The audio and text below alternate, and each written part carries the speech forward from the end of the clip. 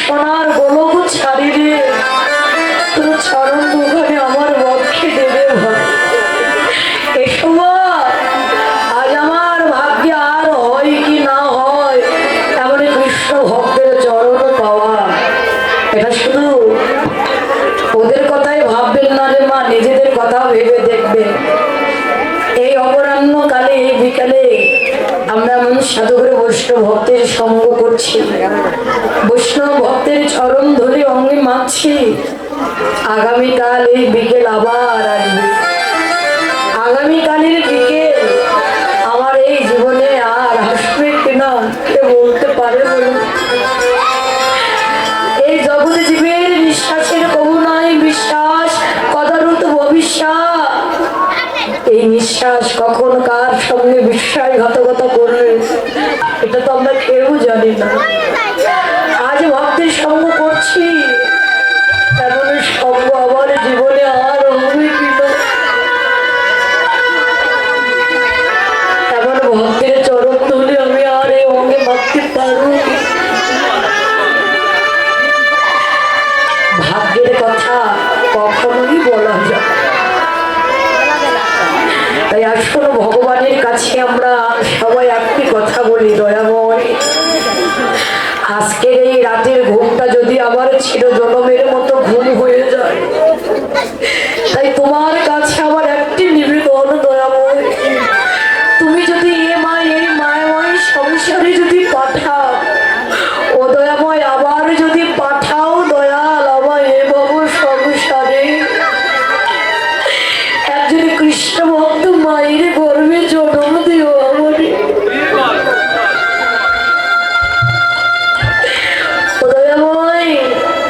আমি মুচি হয়ে সুচি হব, কৃষ্ণ কৃষ্ণ বলে কেঁদে বেড়াবো। তোমার চরণে আমার একটি নিবেদন প্রভু, কৃষ্ণ ভক্ত মায়ের গর্ভে জন্ম নিয়ে কৃষ্ণ কৃষ্ণ বলে কাঁদবো, আর জীবনে তোমার সঙ্গ পাইবা না পাই আবার তাতে কোনো দুঃখ না। কিন্তু দয়াময় যেন তোমার ভক্তের সঙ্গ আমি করিতে পারি, যেন তোমার ভক্তের সঙ্গ করিতে পারি, যেন তোমার ভক্তের সঙ্গ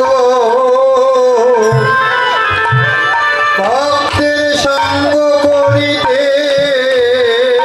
পারি, যেন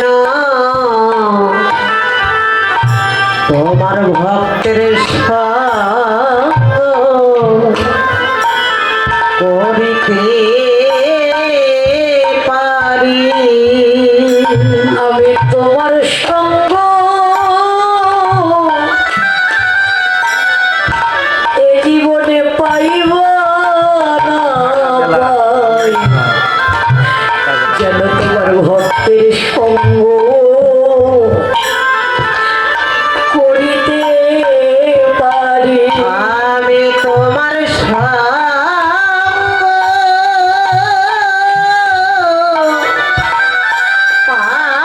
পাইবা না পাই, তোমার ভক্তের সঙ্গ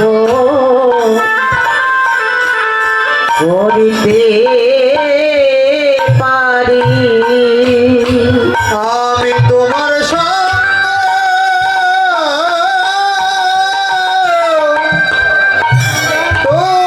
সঙ্গ পাইবা না পাই,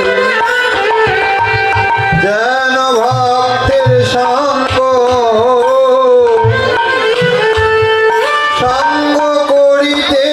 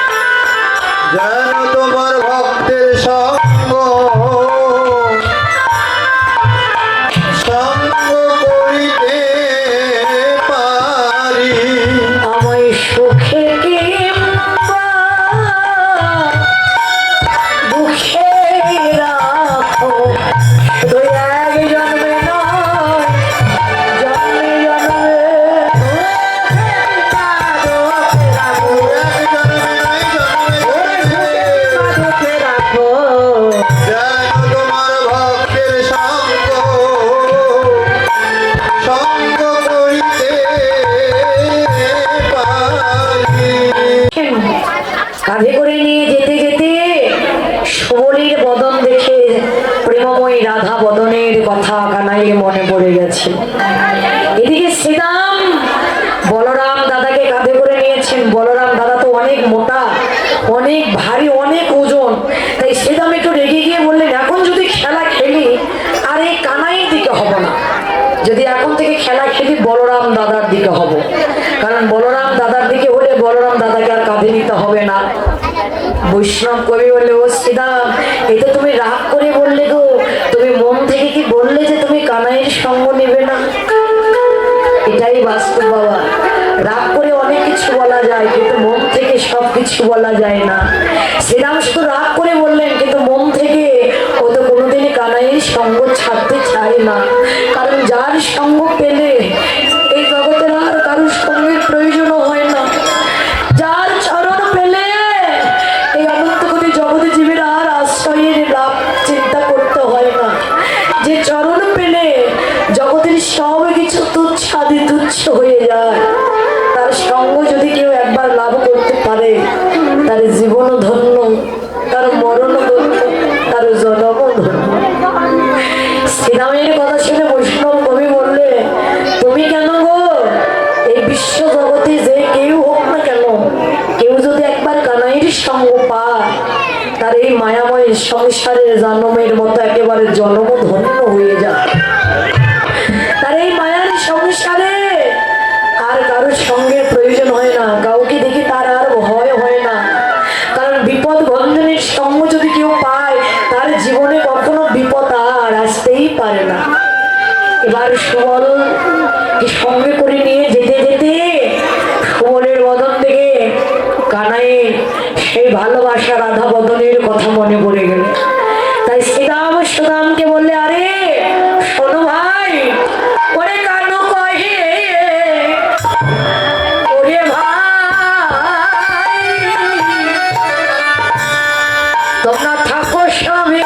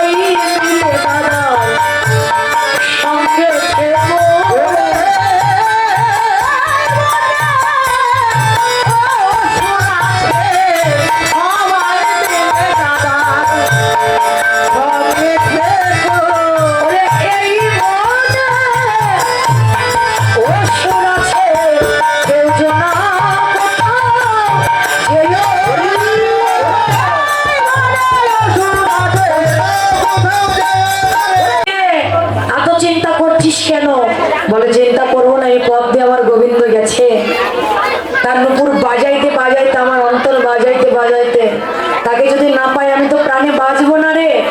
এবার ললিতা বললেন, এতই যদি পাওয়ার ইচ্ছা থাকে আর বিলম্ব করিস না, তুই তুলসীকে আশ্রয় কর।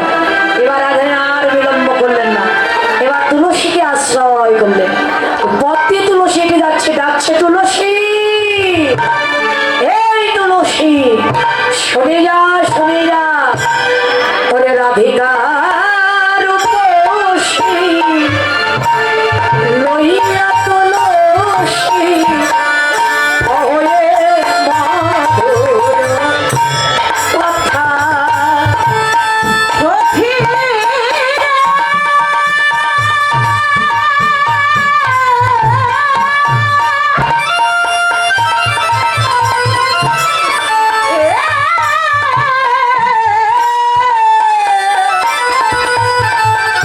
ওরে রাধিকা রূপসী লইয়া তুলসী কহে মধুর কথা। কাননে গমন করো হে এখনো, নাগর শেখর যথা। কাননে গমন করো এখনো, নাগর শেখর যথা। যা তুলসী জেনে আইরে, একবারে যাতু তুলসী জেনে আয় রে। পরাণ বন্ধু বাবা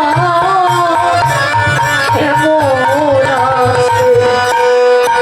যা তুলসী জেনে আইরে, অপরাণ বন্ধবা আমার কেমন আছে? যা তুলসী দেখে আয় রে। পরাণ বন্ধু বাবা কেমন আছে? সুখে আছে না দুঃখে আছে? বন্ধু বাবা কেমন আছে? ওরে যা তুলসী দেখে আয় রে।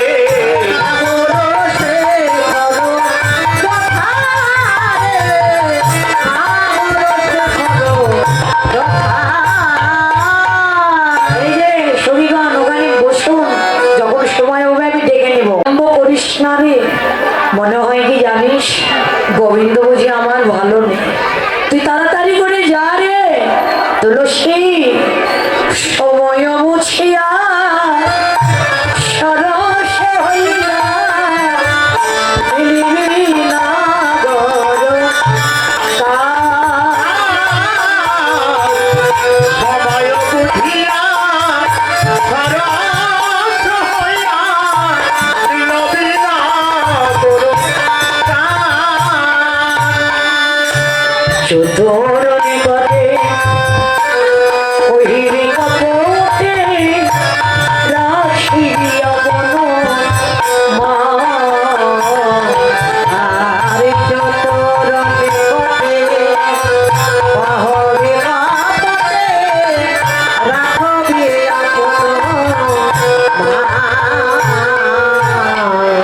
নারীর মান রেখে বলবি কথা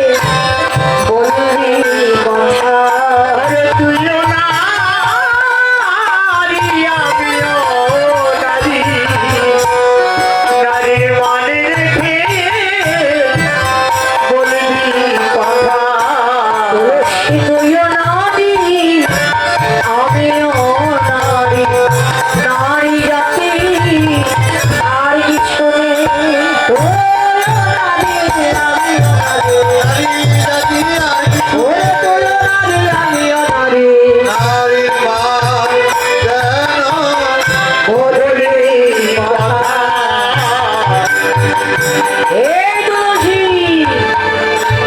শোন, তুইও নারী আমিও নারী, নারী জাতির মান ছাড়া কিচ্ছু নেই রে।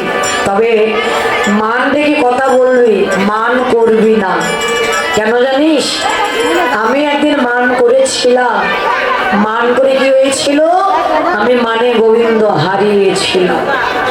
মান রেখে কথা বলবে কিন্তু মান করবি না। তবে তুলসী, আমি যে তোকে গোবিন্দের কাছে পাঠাচ্ছি, গোবিন্দ আমার চতুরীর শিরোমণি রে। গোবিন্দ, আমি যে তোকে পাঠাচ্ছি গোবিন্দের কাছে, এ কথা গোবিন্দ যেন বুঝতে পারে না। কেন জানিস, গোবিন্দ যদি বুঝতে পারে তাহলে গোবিন্দের কথা তো নিতে পারবি না। আর গোবিন্দের কাছে গিয়ে আমার কথা দিবি না, আগে গোবিন্দের কথা নিবি, তারপর আমার কথা গোবিন্দের কাছে দিবি, তার আগে দিবি না।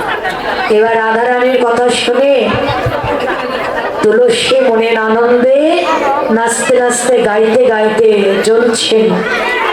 কিন্তু যেই না কিছু দূর পথ গিয়েছেন, এবার রাধারানী তুলসীকে ডাকলেন, তুলসী, এ তুলসী, শুনে যা, শুনে যা, শুনে যা। তুলসী পিছন দিকে তাকালেন, কি ব্যাপার, রাধারানী আবার পিছন দিকে ডাক দেয় কেন? ও কি জানে না কেউ কোথাও বের হলে তাকে পিছন থেকে ডাক দিতে নিয়ে যে অমঙ্গল হয়? সে জেনে শুনে কেন ডাক দিল? তুলসী দাঁড়িয়ে আছে, রাধারানী আবার ডাকছে, কি রে, আমি যে ডাকছি শুনতে পাচ্ছিস না? শুনে যা, শুনে যা। এবার রাধারানীর কাছে এসে বললেন, কি রে রাধে, তুই এমন করে আমাকে কেন ডেকেছিস বলতো? তুই কি জানিস না কেউ কোথাও গেলে তাকে যে পিছন থেকে ডাক দিতে এতে যে অমঙ্গল হয়? এই তুই জেনে শুনে কেন ডাক দিলি বলতো? বললেন, তুলসী, তুই তো যাচ্ছিস গোবিন্দের মতন দর্শন করতে, তবে একটি কথা, দুজন ব্যক্তি পিছন থেকে ডাক দিলে কোনোদিন অমঙ্গল হয় না বল। এক হলো জন্মদাতা পিতামাতা, আর এক হলো আপনাদের মতো সাধুগুরু বৈষ্ণব ভক্ত। এই দুজন ব্যক্তি যদি পিছন থেকে ডাক দেয় কোনোদিন অমঙ্গল হয় না। তা তুলসী, তুই যাবি, যা, বিলম্ব করবি না। কেন জানিস, যারা আমার গোবিন্দের কাছে একেবারে যায় তুলসী রে, তারা কেউ তো ফিরে আসবে না রে। তারা কেউ তো ফিরে আসে না রে। তারা কেউ তো ফিরে আসে না রে। তারা কেউ তো ফিরে আসে না রে। যারা গোবিন্দের কাছে চলে যায় রে, কেউ তো ফিরে আসে না রে। তারা গোবিন্দের কাছে চলে যায় রে, কেউ তো ফিরে আসে তুলসী, যারা গোবিন্দের কাছে যায় তারা আর কেউ ফিরে আসে না। তাই তুই সকাল সকাল যাচ্ছিস, সকাল সকাল ফিরে আসবি, বিলম্ব করবি না। বললে, আচ্ছা শুধু কি এই বলার জন্য ডেকেছিস, আর কিছু বলার নেই? বলে, হ্যাঁ রে, আমার মনে বড় স্বাদ ছিল, আমি আমার নিজের হাতে আমার গোবিন্দের কণ্ঠে মালা পরিয়ে দিই। তো তা তার হলো না, এমন ঘরে বসত আমার, তাই আমার হয়ে এই মালাটুকু তুই আমার গোবিন্দের কণ্ঠে পরাই দিস। আর কিছু? বলে, হ্যাঁ আরো কিছু। কি? তাম্বুল সাজিয়েছিলাম, মনে বড় স্বাদ ছিল নিজের হাতে গোবিন্দকে সেবা দিব, কিন্তু তাও তার হলো না, তাই তুই আমার হয়ে এই তাম্বুল আমার গোবিন্দের বদনে দিস। আর কিছু বলার নেই। তাই এবার তুলসী বলেন, আর কিছু আছে? বলে, না রে, তো ঠিক, আর কিছু যখন বলার নেই তাহলে গোবিন্দ বদন দর্শন করতে যাওয়ার কালে তুই আমায় কিছু দে। রাধারানী বললেন, কি আছে, কি দিব? আমি তো ব্রজের সামান্য আহিরিনে গোয়ালিনি, আমার তো দেবার মতো কিছু নেই। যা কিছু ছিল সব কিছু আমি গোবিন্দের চরণে অর্পণ করে দিয়েছি। তুলসী বললেন, কে বলেছে কিছু নেই? এই যে তোর চরণ ধুলি আছে, এ রাধে,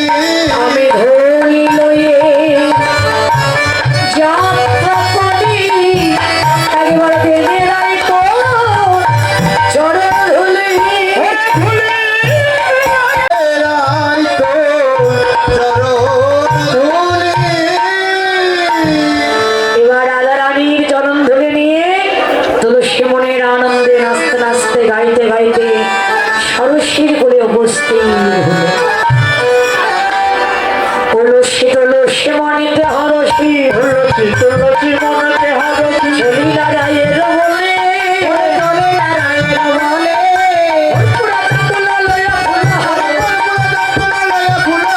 লীলা সরসী কুলে বিলীন সরসী কুলে তুলসী নাগরে দেখিয়া তুলসী নগর তুলসী যতনে বসাইলা কাছে যতনে বসাইলা কাছে আপনি আপনি কইয়া সকলে আপনায় আপনি কহিয়া সকলে রায়ের গমন পুছে রায়ের গন্ধ পৌঁছে সেজবে নবীনে দিবস রজনী সেজবে নবীনে দিবস রজনী অন্তরে খেলইয়া তোর খেলয় মন ছুটিলে সকলে দেখি সেজবে শুইলে সকলে দেখিলে সেজনে সপতি তো ওরে আমার সপদে তো সেজে আমার জীবনে জীবন আরে সে যে আমার জীবনের জীবন সেজে আমার জীবনে জীবন সেজে আমার জীবনে জীবন সেবি হনে বাঁচে না প্রাণ সেজে আমার জীবনে জীবন সে বিহনে বাঁচে না প্রাণ সেজে আমার জীবনে তুলসী বলো না গো আমার আই বিনোদিনী কেমন আছে আমার কথা কি তার মনে আছে নাকি আমার কথা সে ভুলে গেছে তুলসী চুপ করে বসে আছে যখন বললে আমি ঘুমের ঘরে তাকে দেখি স্বপ্নেও দেখি অন্তরে খেলোয়ে মন এবার তুলসী ভাবলেন সত্যিই তো রাধারানীকে ভালোবাসে তাই আর বিলম্ব করলেন না যে মালাটা দিয়েছিল ওই মালাটি গোবিন্দের কণ্ঠে দিয়ে ওই মালায় আবার গোবিন্দ নিবেদন করে তুলসী হাতে দিয়ে দিলেন আর তাম্বুল গোবিন্দের বদনে দিয়ে দিলেন এবার গোবিন্দের এই ভাব দেখে সময় জানিয়ে শেখর আসিয়া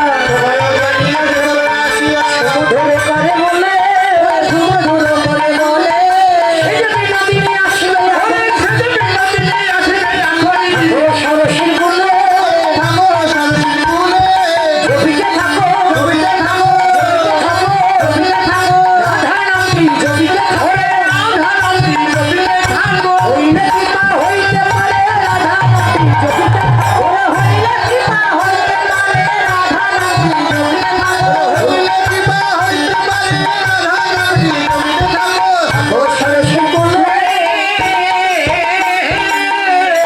হে গোবিন্দ তুমি সরস্বীর কুলে বসে রাধা নাম জপিতে থাকো হইলে কৃপা হইতে পারে এবার ওই যে মালাটি দিয়েছিল রাধারানী ললিতার কণ্ঠ জড়িয়ে ধরে কাঁদছেন বলছেন শরীরে ওই যে গেল আর এলো না মনে হয় আর বুঝে আসবে না ললিতা বলছে এমন একজনকে পাঠিয়েছিস একে তো কৃষ্ণ প্রিয় সে তাকে পাঠিয়েছিস রায় বসে মনে হয় কি ও বুঝি গোবিন্দ সেবায় লেগে গেছে আর আসবে না বলে যদি না আসে আমার আশা তো পূর্ণ হবে না রে যেই না কথা বললেন কথা বলার সঙ্গে সঙ্গে এবার তুলসী উপস্থিত হলেন রাধারানীর সম্মুখে এবার যখন রাধারানীর সম্মুখে সে দাঁড়ালেন ওই যে মালাটি গোবিন্দ নিবেদন করে দিয়েছে ওই মালা তুলসী রাধারানীর কণ্ঠে বড়াইয়ে দিলেন ওরে নাই কণ্ঠে গুঞ্জ মালা দিল ললিতা ওরে নাই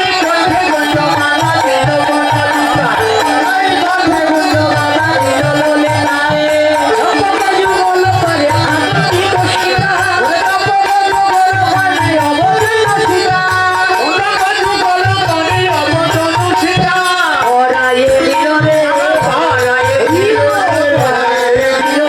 পলায়ে নিরে কৃষ্ণের প্রসাদ মালা পরায়ে দিল রে কৃষ্ণের প্রভাত মালা পারায়ে দিল রে কৃষ্ণের প্রসাদ মালা যেই না রাধারানী কণ্ঠে পরিধান করলেন এবার রাধারানীর আরো বিরহ জ্বালা বেড়ে গেলেন ভালোবাসার মানুষের ছোঁয়া পেয়েছে তো মালা কণ্ঠে পড়ার সঙ্গে সঙ্গে ওর অন্তরের বিরহ জ্বালা আরো বেড়ে গেলেন তাই এবার মালা পেয়ে চলে রায় হরষিত মনে গোবিন্দ সেবার দ্রব্য করে আয়োজন সখীদেরকে সঙ্গে করে নিয়ে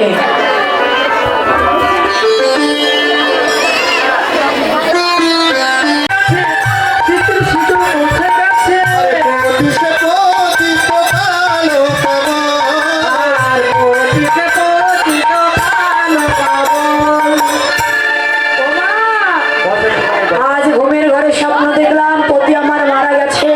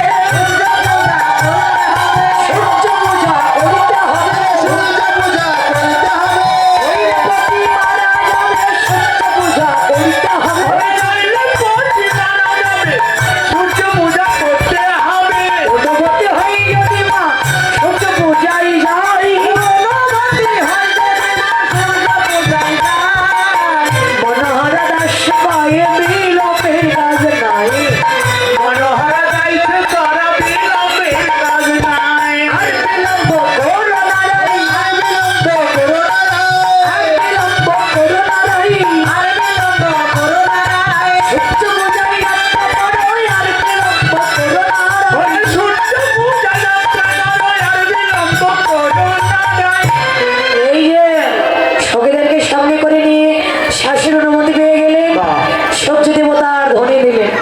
সবাই মিলে সুখ